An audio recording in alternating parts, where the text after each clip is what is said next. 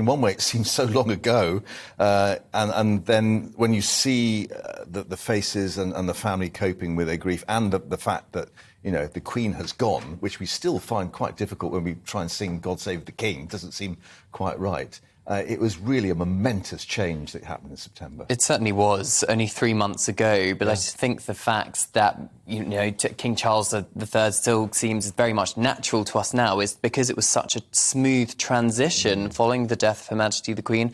Of course, everything was planned years in advance, getting Her Majesty's coffin down to London, the lying in state, people queuing for hours to see Her Majesty pay their final respects. Of course, the Accession Council with King Charles as well in St James's Palace. It was all this tradition which just played out so beautifully to the point now where we're looking ahead to King Charles's coronation. And perhaps we hadn't realised quite how ill Her Majesty had been. We'd seen the photo when Liz Truss went up to Balmoral with all the politics still carrying on, but obviously behind the scenes there was a recognition that she really was failing, wasn't she? Yes, I mean, from the Palace's perspective, all we had was that she had what they described as episodic mobility issues, basically good days and bad days with her movement.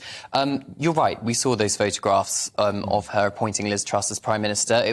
She looked very frail, but she was smiling. She clearly was very much still with it. So I think that's why it was such a shock 2 days later when she was no longer with us, of course.